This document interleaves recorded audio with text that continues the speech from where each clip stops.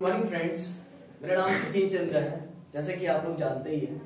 और यहाँ पर मैं जो क्लासेस दे रहा हूँ रेगुलर, ये बीटेक, बीएससी और बीई के लिए मैं दे रहा हूँ। ये हायर मैथमेटिक्स है। हायर मैथमेटिक्स का क्लास में आप लोगों का सभी का स्वागत है। और यहाँ पर मैं जो सीरीज स्टार्ट किया था ट्रिग्नोमेट्री का पेपर 2, ठीक है, लालजी प्रसाद पेपर 2 ट्रिग्नोमेट्री का मैंने स्टार्ट कर रखा हूँ। आपको अगर एक क्लास को समझना है तो आप सबसे पहले लेक्चर 1 मेरा देख लीजिए, जो कि प्रीवियस वीडियो में मैंने डाल रखा है। मैं लिंक डिस्क्रिप्शन में उसका दे दूंगा, आप वहां पे जाकर के पहले देख लीजिए। और आज जो है कि नया चैप्टर, उसी चैप्टर का जो है कि लेक्चर नंबर 2 है। आप देख सकते हैं ये लेक्चर नंबर 2 है। और ये जो मैं आज बताने जा रहा हूँ, ये एकदम गारंटी मैं बता रहा हूँ कि ये हर बार एग्जाम में पूछता है, हर एक बार पूछता है, कोई साल चेंज नहीं किया है। हर एक एग्जाम में सेमेस्टर 1 का हर एक बार ये चीज पूछा, ये क्वेश्चन पूछा है, state and prove D Morgan's theorem. तो जब आप जानते ही हैं कि ये आने ही वाला है तो आप इसको कर लीजिए, श्योर शॉट है। और आपको जो है कि एग्जाम हॉल में, एग्जाम पेपर में यही चीज डिट्टो लिखना है, ठीक है, कुछ अलग से नहीं है। मैं नोट्स के साथ साथ मैं आपको पढ़ा दूंगा, कोई प्रॉब्लम नहीं होगा आपको। देखिए ये मैं लिख देता हूँ VBI, मैं लिख करके भी आपको दे देता हूँ। VBI एग्जाम में 100% में कहता हूँ, मैं कहता हूँ कि ये आएगा, हर बार के एग्जाम में आएगा, हर बार के, चाहे आप 2020 में दे रहे हो, चाहे आप 2021 में दे रहे हो, चाहे आप 2022 में दे रहे हो, कभी भी दे रहे हो, तो ये एग्जाम में ये क्वेश्चन आता ही है। 110% श्योर शॉट है।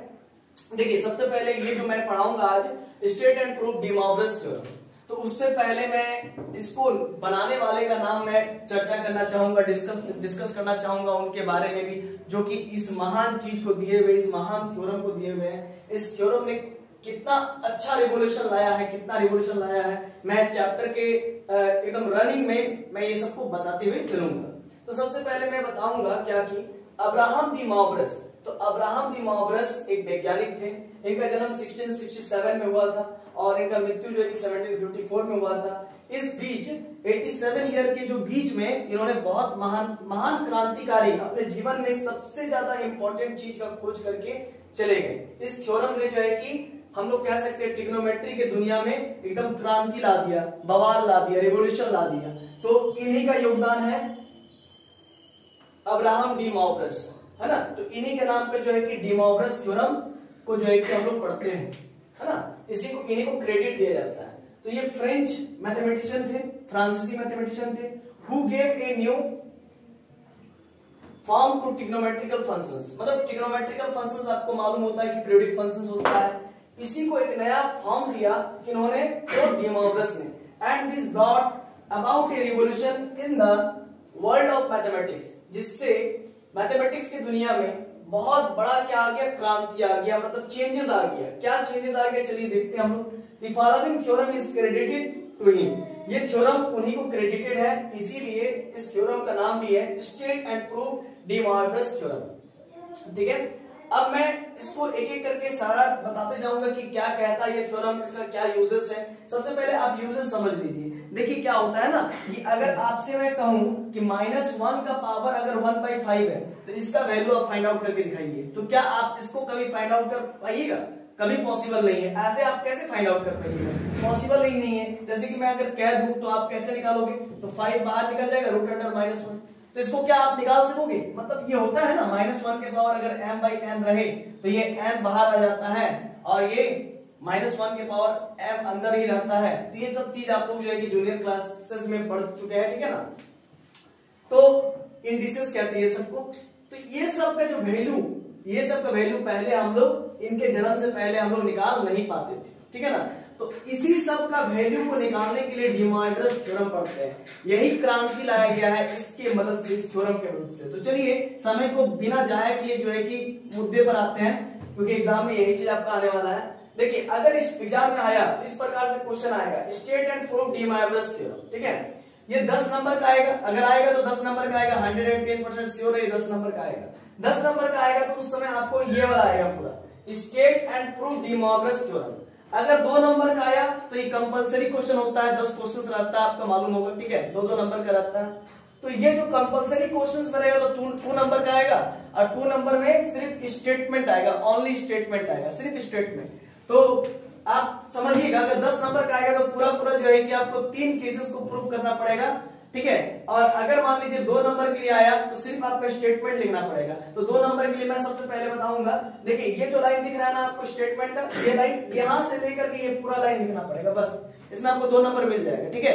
लेकिन अगर 10 नंबर का आएगा तो पूरा लिखना पड़ेगा, है ना। इसके बाद भी है, आप धैर्य रखिए, चलिए हम एक एक करके बताते जाते हैं कैसे कैसे करेंगे। स्टेटमेंट सबसे पहले इसका जो कि परिभाषा क्या कहता है, if n be a integers, मतलब ये थ्योरम कहता क्या है, अगर आपका n इंटीजर्स है, इंटीजर्स में आपका -1 हो सकता है, -2 हो सकता है, +1 हो सकता है, 0 हो सकता है, इवन इफ 1 हो सकता है, 2 हो सकता है, ये सब सारा इंटीजर्स है, आपको मालूम होना चाहिए। मतलब इंटीजर्स में क्या होता है, -∞ टू +∞, और गोटा गोटी नंबर दैट इज 0 +1 +2 -1 -2, तो गोटा गोटी नंबर है, मतलब 1 और 2 के बीच वाला नंबर नहीं होना चाहिए, दैट इज रैशनल होता है। तो ये गोटा गोटी नंबर में जो भी रहेगा उसके लिए ये वैल्यू सेटिस्फाइड है। तो चलिए हम लोग बात करते हैं, if n be an integers, अगर n क्या रहे, इंटीजर रहे, पॉजिटिव रहे चाहे नेगेटिव रहे, हमको माने मतलब उसका नहीं है, मतलब उसको कोई परवाह ही नहीं है, अगर वो पॉजिटिव रहे चाहे नेगेटिव रहे उससे हमको कोई दिक्कत नहीं है, कोई झमेला नहीं है। देन अगर n इंटीजर्स रहे, then cos theta plus i sin theta का पावर n रहे तो वो हो जाएगा cos n theta plus i sin n theta. अरे भाई क्या हुआ, ये इसका मतलब क्या हुआ, कंफ्यूज मत होइए, देखिए समझाते हैं। अगर n इंटीजर्स है, सपोज कर लीजिए आपका n इंटीजर्स है, वो पॉजिटिव भी हो सकता है नेगेटिव भी हो सकता है, तो उस केस में क्या बोल रहा है डी मोब्रेस सर, क्या बोल रहे हैं कि cos theta plus i sin theta रहे तो अगर उसका पावर n कर दीजिएगा तो वो n जो है ना, जो ऊपर में पावर एक्सपोनेंशियल में, वो मल्टीपल ऑफ एंगल आ जाएगा, मतलब थीटा का मल्टीपल में आ जाएगा, थीटा के मल्टीप्लाई में आ जाएगा, वो power to exponential exponent to, ये n थीटा में आ जाएगा मल्टीप्लाई होकर के। आप बोलेंगे ये चीज कहां से है, और ये यही चीज मैं क्यों कर रहा हूं, जरा देखिए डी मोब्रेस साहब ने बोला था कि a plus i b iota b, अगर कोई कॉम्प्लेक्स नंबर है, अगर कोई कॉम्प्लेक्स नंबर है और उसका जैसे कि इस फॉर्मेट में है -1⁵ के फॉर्मेट में, तो आप इसका वैल्यू नहीं निकाल पाओगे, या फिर कोई कॉम्प्लेक्स नंबर इस फॉर्मेट में है, ठीक है, तो उसका वैल्यू आप कैसे निकालोगे, तो उसके वैल्यू को जो है कि ट्रिग्नोमेट्रिकल फॉर्म में कन्वर्ट किया गया है, a को r cos थीटा लिखा गया है, b को r sin थीटा लिखा गया है। मैंने अपने प्रीवियस वीडियो में ये चीज को प्रूफ किया था कि a को r cos थीटा क्यों लिखते हैं और b को r sin थीटा क्यों लिखते हैं। तो चलिए ये चीज आप देख लीजिए एक बार। और क्या है कि cos theta plus i sin theta का पावर अगर n है तो उनका मानना है, उनका कहना है कि cos n theta plus i sin n theta होगा। अरे भाई मानना ही नहीं है, इसका उन्होंने प्रूफ भी दिया है, ठीक है ना। तो चलिए देखेंगे, and if n be a fraction, अगर मान लीजिए वो पहला लाइन में कहते हैं कि अगर n मेरा इंटीजर है, पॉजिटिव रहे चाहे नेगेटिव रहे तो ये चीज होगा। अब फिर वो दूसरा लाइन में कहते हैं कि अगर ऐसा भी रहे कि n मेरा फ्रैक्शन में रहे, चाहे वो नेगेटिव रहे चाहे पॉजिटिव रहे, तो उस केस में चाहे मेरा पॉजिटिव रहे चाहे नेगेटिव रहे, फ्रैक्शन मतलब 1/2 1/3 1/6 इस प्रकार का, है ना, फ्रैक्शन कहते हैं, या फिर 2/3 या फिर 2/6 कुछ भी वो फ्रैक्शन हो सकता है। तो अगर नेगेटिव भी रहे फ्रैक्शन या पॉजिटिव भी रहे पावर में मेरा फ्रैक्शन पॉजिटिव भी रहे, जैसे सपोज कीजिए cos theta plus i sin theta, ठीक है ना। तो अगर इंटीजर का बात करें तो ऊपर में 2 रहेगा, है ना, ऊपर में 3 रहेगा, -3 रहेगा, +2 रह सकता है। लेकिन फ्रैक्शन का बात कर ले तो सीधा सीधा 1/2 हो जाएगा, या फिर 2/3 हो जाएगा, कुछ भी हो सकता है, या फिर -1/2 हो जाएगा। लेकिन हर एक केस में डी मोब्रेस कहते हैं कि ये यहाँ पर -1/2 रहे या फिर +1/2 रहे, ये आ जाएगा एंगल में मल्टीप्लाई होने के लिए, चाहे ये +1/4 रहे या कुछ भी रहे, इंटीजर्स रहे चाहे फ्रैक्शन रहे, तो ये जो है कि एंगल में जाकर के मल्टीप्लाई हो जाएगा, ये पावर या फिर एक्सपोनेंशियल, ठीक है। यही तो कहना था डी मोब्रेस साहब का, ठीक है। चाहे वो नेगेटिव रहे फ्रैक्शन चाहे पॉजिटिव रहे, तो उस केस में cos theta plus i sin theta का पावर जो n होगा वो cos n theta plus i sin n theta ही होगा। मतलब एंगल जो है, एंगल में जो है कि पावर या एक्सपोनेंशियल आप कहते हैं n को, तो वो मल्टीप्लाई हो जाएगा। बस इतना ही कहना था डी मोब्रेस साहब का, ठीक है ना, बस इतना ही कहना था, समझ गए। चाहे वो पॉजिटिव इंटीजर रहे चाहे वो नेगेटिव इंटीजर रहे, चाहे वो पॉजिटिव फ्रैक्शन रहे चाहे वो नेगेटिव फ्रैक्शन रहे, तो हर हाल में हर एक केस में cos theta plus i sin theta का पावर n जो होगा cos n theta plus i sin n theta होगा। जहां पर आप लिख सकते हो वेर, आप एक्स्ट्रा मत लिखिए, जितना मैं लिखा दूंगा बस उतना ही लिखिए, एग्जाम में लिख के आइएगा, आपको 10 में 10 मिल जाएगा, ठीक है। तो cos theta plus i sin theta का पावर n क्या है, मतलब ये जो n है ये क्या है, where n is positive integers और नेगेटिव इंटीजर्स और पॉजिटिव फ्रैक्शंस और नेगेटिव फ्रैक्शंस। समझ में आ गया ये पूरा कंसेप्ट। अब चलिए हम लोग बात करते हैं प्रूफ। इसका हम लोग प्रूफ कैसे करेंगे, देखिए कैसे, बहुत आसान है, बहुत आसान। देखिए पहला वाला जो हम प्रूफ करेंगे, हम लोग क्या मान लेंगे, पहला वाला कंडीशन ये वाला मान लेंगे, ये कंडीशन मान लेंगे यहां से यहां तक, फिर दूसरा वाला कंडीशन में जब n मेरा फ्रैक्शन होगा नेगेटिव पॉजिटिव, उसके बारे में बात करेंगे। तो चलिए पहला वाला केस को हम लोग प्रूव करेंगे यहाँ से। केस 1 मतलब इसमें टोटल कितना केस बनेगा दोस्तों, इसमें टोटल 3 केसेस बनेगा। जब मेरा पास नेगेटिव इंटीजर्स रहेगा वो एक केस बनेगा, जब मेरे पास एक पॉजिटिव इंटीजर्स रहेगा वो एक केस बनेगा, और एक तीसरा केस जब मेरा नेगेटिव फ्रैक्शंस रहेगा और पॉजिटिव फ्रैक्शंस रहेगा। तो उस केस में हम बोलिएगा कि नेगेटिव फ्रैक्शंस रहेगा और पॉजिटिव फ्रैक्शंस रहेगा, तो आपको 2 केस बनाना चाहिए था, आप तीसरा ही क्यों बना रहे हैं, चौथा क्यों नहीं बनाए। तो देखिए बहुत बात सिंपल है, सीधा सा बात है कि डी मोरगन साहब ने बोले हैं कि अगर n मेरा पॉजिटिव रहे चाहे नेगेटिव रहे, तो हर हालत में मेरा जो है कि cos theta plus i sin theta का पावर n ये cosn theta plus i sin n theta होगा। तो ये 3 ही ना केस हुआ, तो मैं प्रूफ करूंगा ये 3 ही केस यहाँ पर हम लोग यूज करेंगे। देखिए ध्यान दीजिएगा, 3 ही केस प्रूफ हुआ, ठीक है। तो केस 1 में हम लोग क्या करेंगे, सबसे पहले पॉजिटिव इंटीजर्स मान के चलेंगे, और केस 2 में क्या करेंगे, नेगेटिव इंटीजर्स मान के चलेंगे। तो देखिए case 1 when n is a positive integer, जब मेरा n पॉजिटिव इंटीजर्स रहेगा, पॉजिटिव इंटीजर समझ गए, by actual multiplication we have. देखिए एक्चुअली मल्टीप्लिकेशन जो सिंपल मल्टीप्लिकेशन उसी का सहारा लेंगे। देखिए cos theta 1 plus i sin theta 1 into cos theta 2 plus i sin theta 2। अगर आप इसको मल्टीप्लाई कीजिएगा तो इसको इससे मल्टीप्लाई कीजिएगा, इसको इससे मल्टीप्लाई कीजिएगा, cos theta 1 into cos theta 2 हो गया। देखिए ध्यान दीजिएगा, देखिए ये जो है कि cos theta 1 into cos theta 2 हो गया। देखिए सबसे पहले देखिए cos थीटा 1 से cos थीटा 2 गया, इसके बाद फिर क्या हो गया, ये देखिए i आ गया, i cos थीटा 1 से फिर क्या हो जाएगा sin थीटा 2, देखिए sin थीटा 2 हो गया। अब यहां पर देखिएगा इसको इससे मल्टीप्लाई करेंगे, तो देखिए यहां पर i है sin theta 1 into cos theta 2, देखिए sin यहां पर ध्यान दीजिएगा i sin theta 1 into cos theta 2, ठीक है ना। अब जरा ध्यान दीजिएगा नेक्स्ट, इसके बाद मैं इसको करूंगा तो क्या हो जाएगा, i sin theta 1 i square हो जाएगा, ठीक है ना। देखिए i स्क्वायर हो गया, sin थीटा 1 हो गया इंटू sin थीटा 2 हो गया। समझ में आ गया, एक बार और आप लोग फिर से समझ लीजिएगा, cos थीटा 1 को मैंने cos थीटा 2 के साथ मल्टीप्लाई किया, ये आ गया, cos थीटा 1 को मैंने इसके साथ मल्टीप्लाई किया, तो यहाँ पर ध्यान दीजिएगा cos थीटा 1 और sin थीटा 2, ये भी काम हो गया, इसका भी कंप्लीट हो गया। इसको जब इसके साथ मैंने किया, अब मैं जब इसको इसके साथ करूंगा या फिर जब मैं इसको इसके साथ करूंगा तो क्या हो जाएगा, i का i हो गया, sin theta 1 into cos theta 2, ठीक है ना, sin theta 1 into cos theta 2। देखिए ये चीज यहाँ पर आ गया, ठीक है ना, sin theta 1 into cos theta 2 आ गया, कोई दिक्कत यहाँ तक।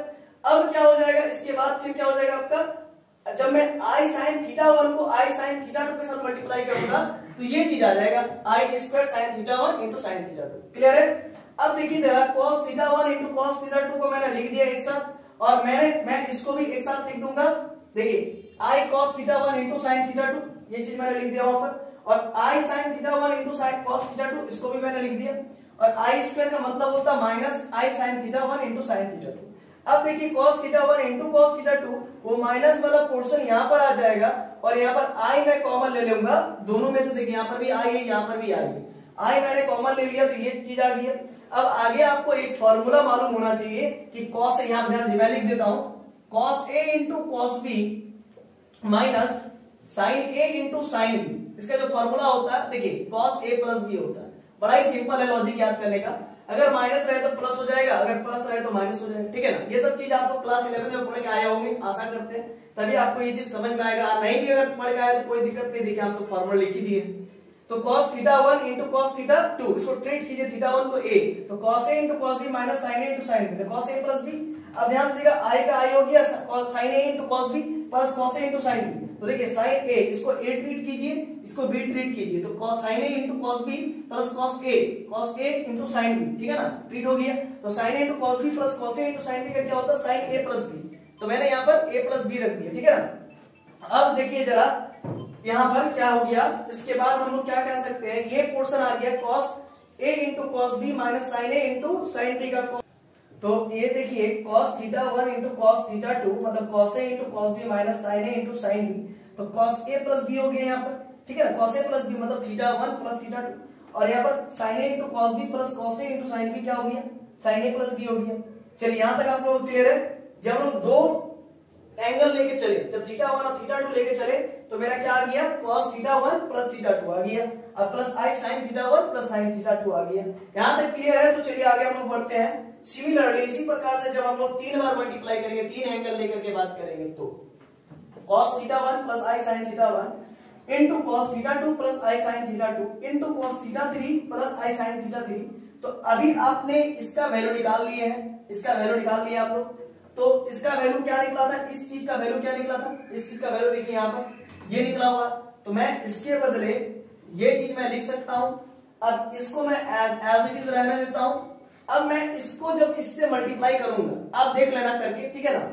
तो इतना ही आपको करना, उतना लंबा लेंथी लेकर के नहीं जाना है एग्जाम में भी।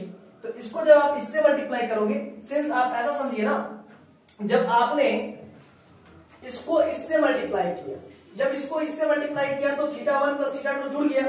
ओके, तो अब इसको आप थीटा 1 मानिए या फिर ए मानिए। तो जब आप ए को फिर बी से मल्टीप्लाई करेंगे फिर ए प्लस बी हो जाएगा।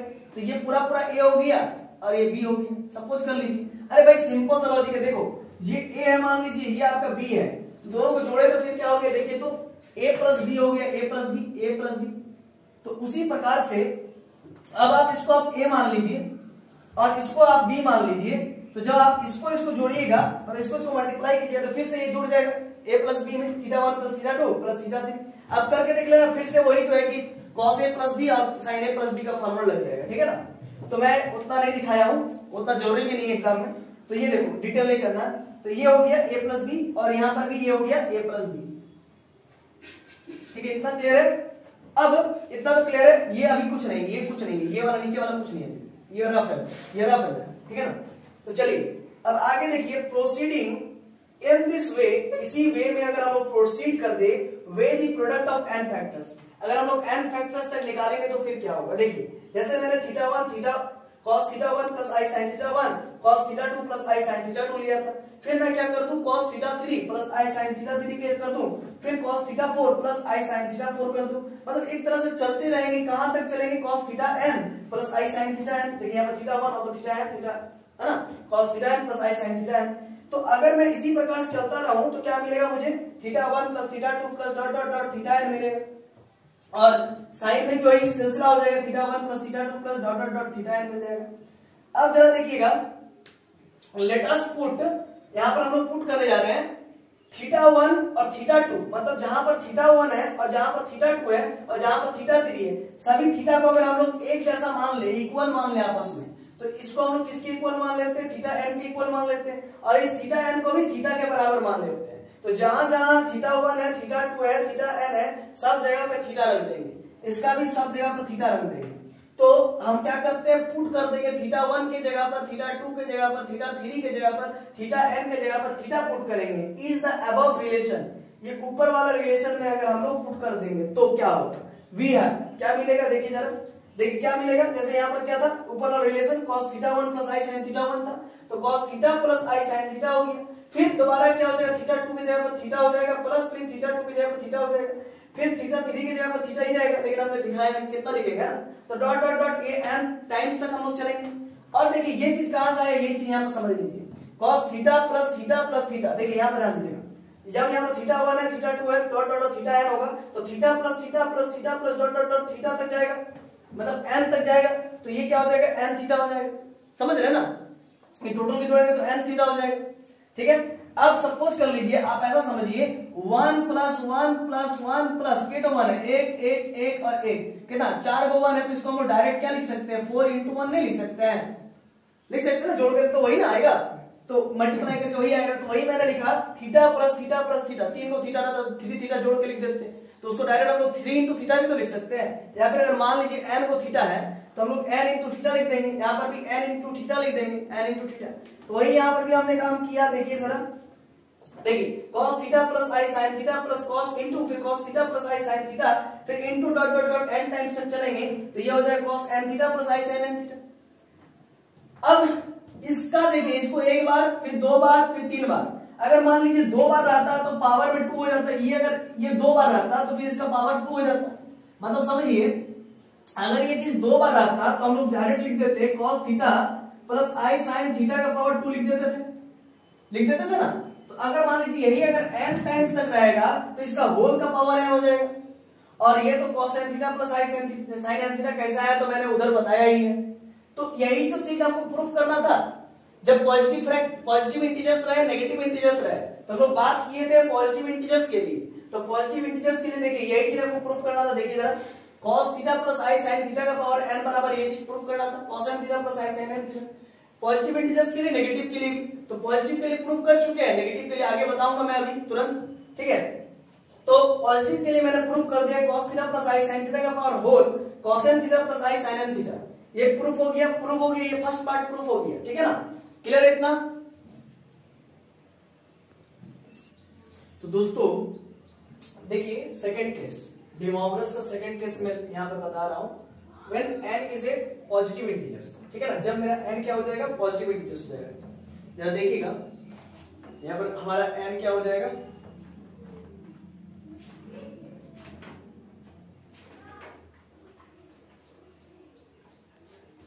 इस पोजीशन पर, हाँ तो इस पोजीशन पर यहां पर क्या हो जाएगा दोस्तों, इस पोजीशन पर मैंने पॉजिटिव के लिए पहले ही बता चुका हूं।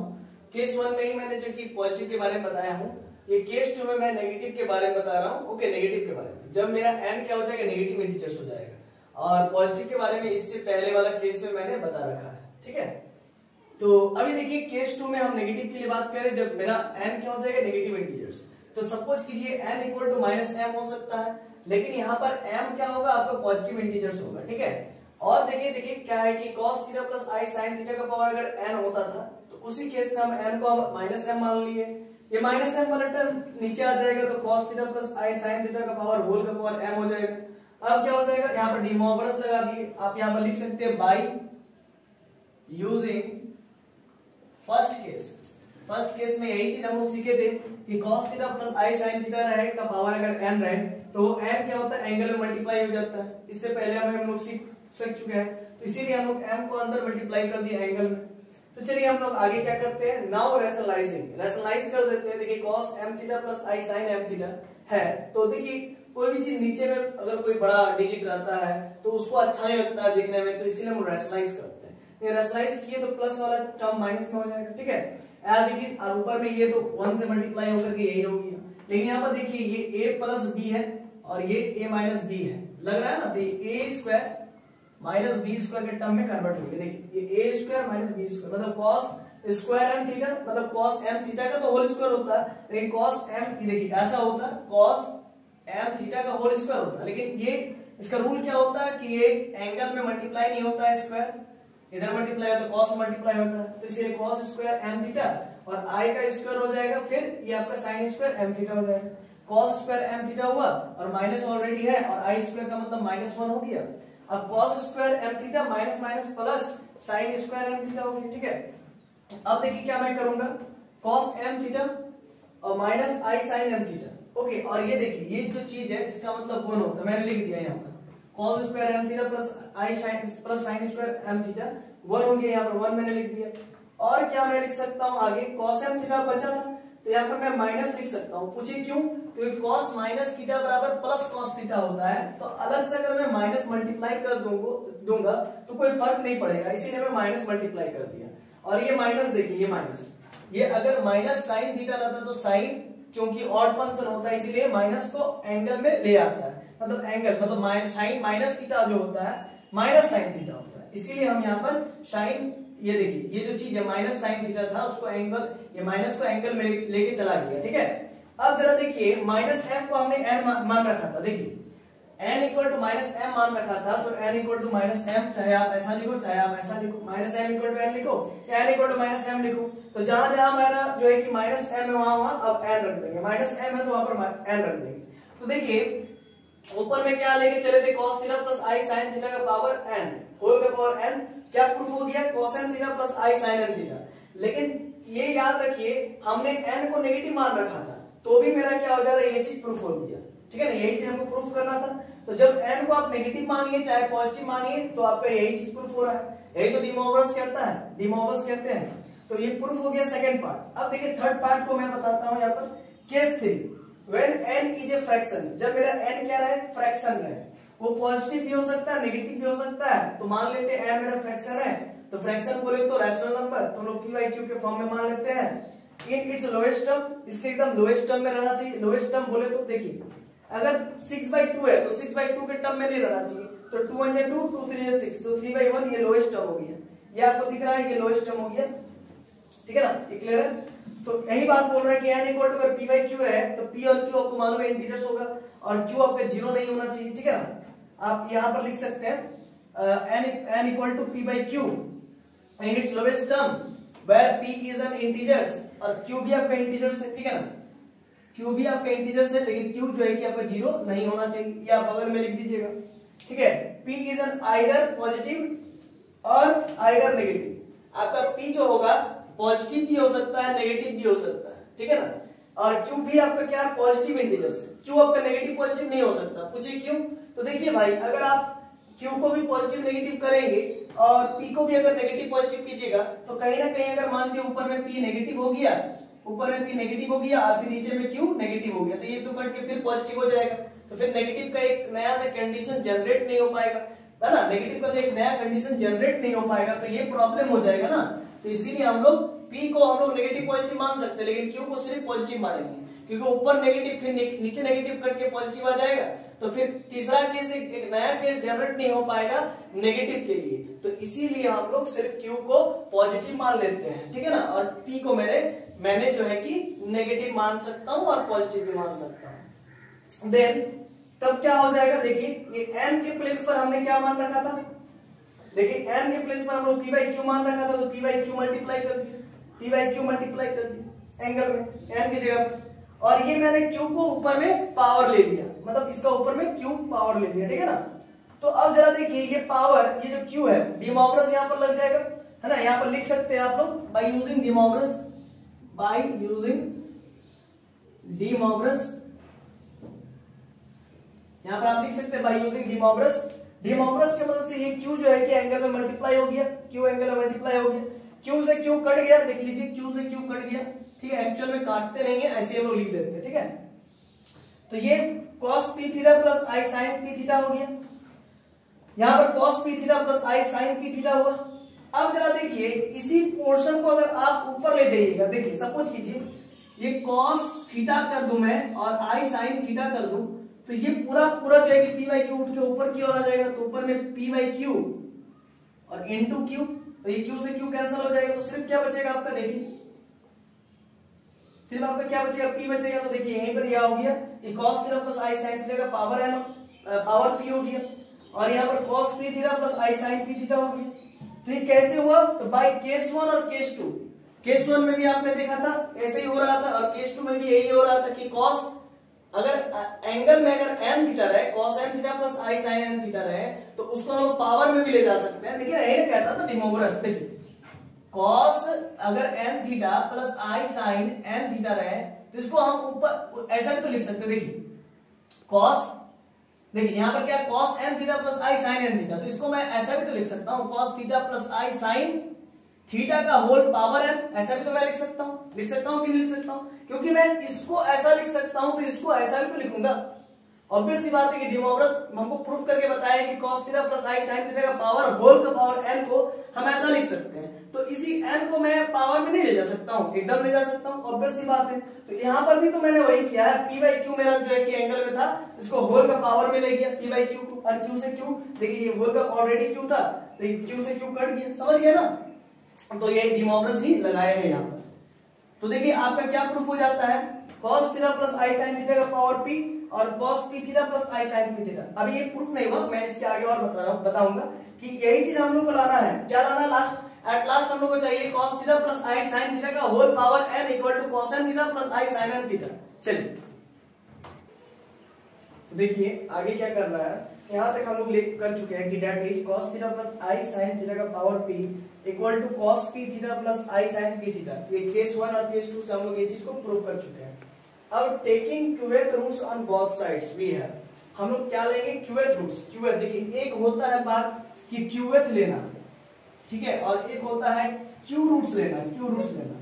तो क्यू रूट्स लेने का मतलब होता है किसी का क्यू सिर्फ, इसको कहते हैं क्यूएथ रूट्स, क्यू रूट्स कहते हैं, और अगर क्यूएथ बोला जाए तो 1/q होता है, ठीक है ना, इसको क्यूएथ रूट्स कहते हैं। या फिर ऐसा भी होता है root over q, root over है ना, क्यू इंटू रूट ओवर, ठीक है ना, मतलब क्यूएथ रूट्स बोले तो क्यू इंटू रूट ओवर, ठीक है। समझ में आ गया कॉन्सेप्ट?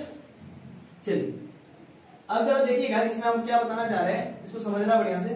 फिर से एक बार आप समझ लीजिए क्यूएथ, जैसे कि मान लीजिए क्यूएथ रूट्स का मतलब क्या होगा, a का पावर 1, तो ये क्या हो जाएगा, ये a का पावर 1 अपॉन क्यू हो जाएगा। a का पावर क्या हो जाएगा 1 अपॉन क्यू हो जाएगा। इसको क्यूएथ रूट्स कहते हैं, समझ गए ना? इसीलिए मैं डिटेल में बता रहा हूं क्योंकि इंपॉर्टेंट है आपके लिए। देखिए एक बार फिर से मैं इसको लिख देता हूं बढ़िया से।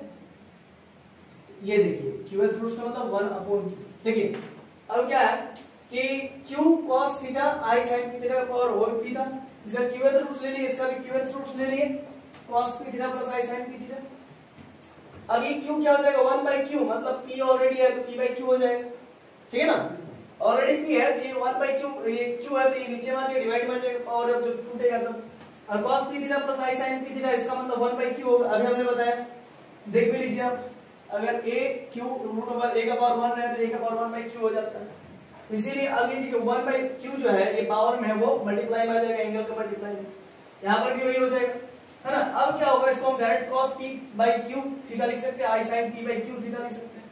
और is one of the value of, है ना? ये देखिए cos theta plus i sin theta का होल का पावर p by q था ना, होल का पावर p by q था ना, उसका एक ही वैल्यू आया। क्या वैल्यू आया? cos p by q theta plus i sin p by q theta. यहाँ पर कुछ नेगेटिव वगैरह दिख रहा है क्या? नहीं ना।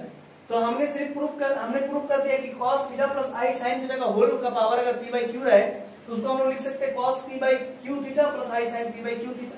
और आपको मालूम था कि p by q का हमने क्या मान रखा था, हम शुरू में देखिएगा स्टेटमेंट में केस 3 में बोला था कि p by q को n मान लीजिए, तो therefore one of the value of this, तो यहाँ पर जो है कि आपका क्या होगा cos theta plus i sin theta का पावर p by q है, तो यहाँ पर हम n लिख सकते हैं। और इस पोजीशन पर देखिए, इस पोजीशन पर जो cos p by q theta plus i sin p by q theta है, तो उस पोजीशन पे हम क्या लिख सकते हैं n थीटा, मतलब cos theta plus i sin theta का पावर p by q है, तो cos theta plus i sin theta का power n is cos n theta plus i sin n theta. ठीक है, ये प्रूफ हो गया। तो देखिए ये थर्ड केस भी मैंने क्या कर दिया, प्रूफ कर दिया। तो अगर आप इतना करते हैं, केस 1 केस 2 केस 3 टोटल कीजिएगा तभी आपको 10 नंबर मिलेगा। और स्टेटमेंट लिखेंगे, अगर स्टेटमेंट लिखने के लिए आएगा कंपलसरी क्वेश्चन में पहला जो 1 से लेकर के 10 तक का क्वेश्चन होता है उसको सबको बनाना होता है, एक एक क्वेश्चन को बनाना होता है, ये इंपॉर्टेंट रहता है, और 2-2 नंबर का होता है। उसमें से अगर स्टेटमेंट आया तो 2 नंबर का आएगा। तो आप यहाँ तक हमारे वीडियो को देखने के लिए आप सबों का धन्यवाद। ठीक है, और पसंद आए तो लाइक कीजिए, शेयर कीजिए, सब्सक्राइब कीजिए और जरूर अपने दोस्तों के साथ शेयर कीजिए। धन्यवाद।